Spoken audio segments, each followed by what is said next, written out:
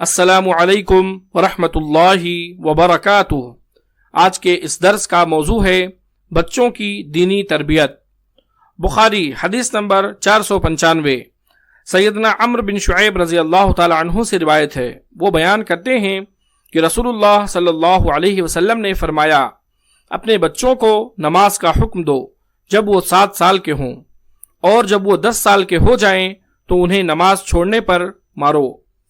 بچوں کی دینی تعلیم و تربیت کی طرف دھیان دینا والدین کی کڑی ذمہ داری ہے، اور جب بچے 7 سال تک پہنچ جائیں تو انہیں نماز، روزہ اور دوسرے دینی امور کی طرف ترغیب دینی چاہیے، اور جب وہ اپنی عمر کے 10 سال پورے کر لیں تو نماز ان پر فرض ہے، انہیں مار پیٹ کر نماز پڑھائیں، جیسا کہ ابو داود حدیث نمبر 1356 میں موجود ہے۔ اس حدیث کی سند صحیح ہے کہ ابن عباس رضی اللہ تعالی عنہ فرماتے ہیں کہ میں نے بطور مہمان اپنی خالہ حضرت میمونہ رضی اللہ تعالی عنہا، جو ازواج مطہرات میں سے ہیں، کے پاس رات گزاری۔ رسول اللہ صلی اللہ علیہ وسلم شام ہو جانے کے بعد تاخیر سے گھر تشریف لائے تو آپ صلی اللہ علیہ وسلم نے دریافت فرمایا، کیا اس بچے نے نماز پڑھی ہے؟ تو گھر والوں نے کہا، ہاں پڑھی ہے۔ پھر آپ صلی اللہ علیہ وسلم لیٹ گئے۔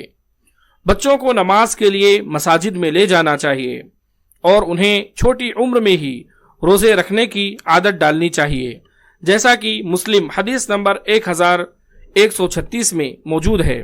حضرت ربیع بن معوذ رضی اللہ تعالی عنہ کہتی ہیں کہ ہم روزہ رکھا کرتے تھے اور اپنے بچوں کو بھی روزہ رکھواتے تھے، اور انہیں اپنے ساتھ مسجد میں بھی لے جایا کرتے تھے تاکہ یہ بھی عادی ہو جائیں، اور فرماتی ہیں کہ ہمارے بچے اگر کھانے کے لیے ہم سے کچھ مانگتے تو ہم انہیں کھلونا دے دیتے، جن سے وہ کھیلتے رہتے، اور وقت گزر جاتا اور وہ روزہ پورا کر لیتے۔